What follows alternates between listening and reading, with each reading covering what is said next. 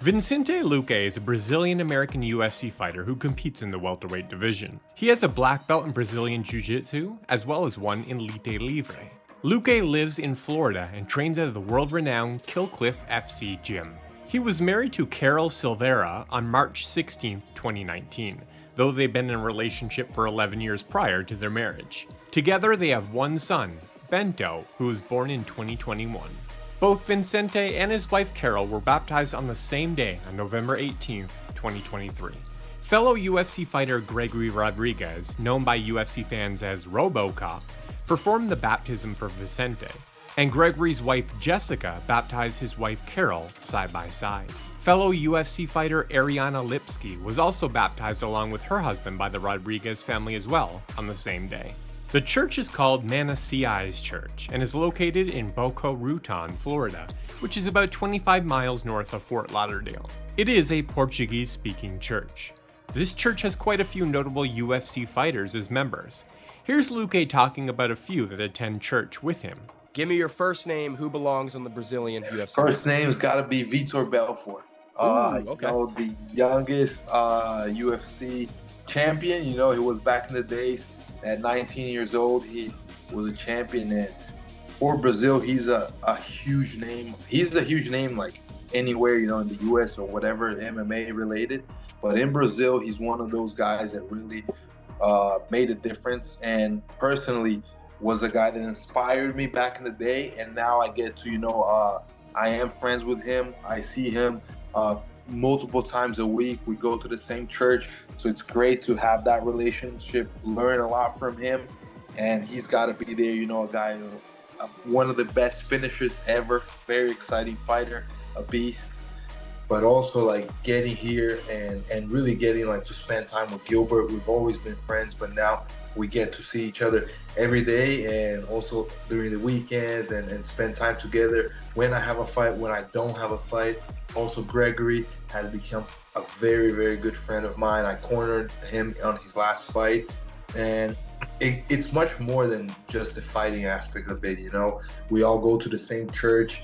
We all are really, sharing not only God's word, but also our experiences together as fighters as well. And all this, I think that really connects us. And it has been a great moment, a great moment of development, not only as a fighter, obviously. I know how much I'm getting better as a fighter, but as a person, just as a human being here, I think that, we have to keep on developing until the last day of our lives, getting better, and that's what I feel right now is going on. So Luque attends church alongside Vitor Belfort, Gilbert Burns, and Gregory Rodriguez. With so many UFC fighters, they utilize martial arts as a ministry of their church, and have done BJJ rolling sessions, which they promoted on their social media. In a group photo of those who attended the BJJ roll were not only Rodriguez, Burns, and Luque, but also Renato Moicano. The person in the middle is their pastor, Mananciais, who you will notice has a black belt in Brazilian Jiu-Jitsu as well. Now, as for Vicente's faith, he started taking it seriously after his fight with Jeff Neal, who delivered the first ever knockout loss to Luque. Luque suffered a brain bleed, which is an extremely uncommon MMA injury. That led to a year-long layoff where he grew in his faith. Here's how he describes the transformation in his own words. You've been really open about your Christian faith. Just can you talk about or describe how that impacts you in your personal life and in your fight life as well? Yeah, this is a great question. And yeah, I've believed in God for a long time, since before I got into the UFC, but I had never really seeked understanding that much until the injury came. I got the brain injury. I had to be a year off. My job and my dream was in jeopardy because I might not have a career anymore depending on how my recovery went. And at that time, when you get to points like that where you really have no control, what are you gonna do? You either gonna break or you're gonna seek God, and that's the moment I felt, because I've always felt God's presence. I've always felt Him blessing me in my life. That's why at 17 I started fighting MMA. 23 I get to the UFC, and I have the run I have in the UFC. I've always felt God blessing me. But at that moment, it was different. You know, it was really God rebuilding me and bringing me closer to Him. That's when I started, you know, reading more of the Bible and really diving in and going to church like I had never gone before, you know, much more consistent and really learning. And by learning, it's that, you know, you really see that's the truth, that's the way, that's the life. And once you find that, nothing else matters. You know, I understand that what I do right here, what I'm doing right here, this is part of my purpose and the purpose He gave me. So there's no worries on my mind anymore. I'm fine with whatever the outcome will be because I know He's taking care of it. And now it's all about living the life He's giving me and be able to share this and be able to bring this to more people so that everybody, you know, can have this peace, can have this tranquility just to enjoy all the blessings that God has for us. And that's what I want to share. That's what I want to, you know, always represent and always show in everything I do. Vicente was interviewed by someone who doesn't share his faith and was asked about God letting undisciplined people into heaven. Here's how he dealt with that question, making the biblical distinction between salvation as a completely free gift and the good works we do in response out of gratitude rather than earning God's favor.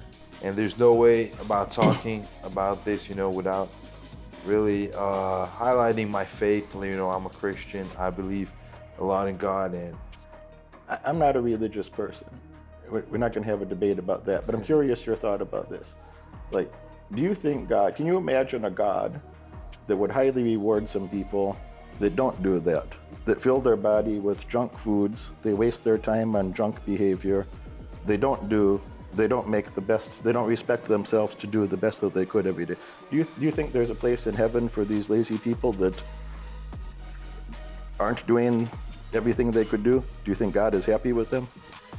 I will describe what I do believe. I believe God is so great that none of us are able to earn what He has for us. But with that said, remember what I talk about honoring? I think that's, so if He is so great to me, even though I cannot never deserve what He has for me, I must honor Him as best I can. That's what I did with my parents, you know. I'm gonna not do exactly what they say, let's say what they're telling me at that moment, but I'm gonna honor them. I'm gonna be the son that they wanted me to be. You know, they dreamt with somebody that is gonna be a good man, is gonna, you know, have dreams and is gonna fulfill those dreams and is gonna, you know, make a difference here. And that's what how I honor my parents. And that's what I believe in God too. Like, even though I cannot earn anything from Him, He gives me by His grace, I can honor Him with all I have. So everything will be, you know, if like when I look at God, I see like He is all powerful. How do I honor somebody that has all that power? By doing the best I can, by being the best human being I can in what I understand. So yeah, that's the words I would put it on. Finally, in August 2024, Vicente's mom came to faith, and he had the privilege of baptizing her.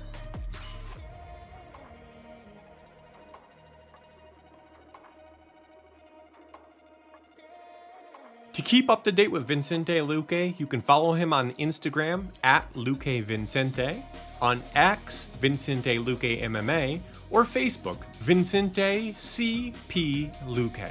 Thanks so much for watching. If you found it beneficial, please give it a like to help boost the video's reach. And if you'd like to watch other videos on the intersection of faith and MMA, I have a playlist on my YouTube dedicated to that.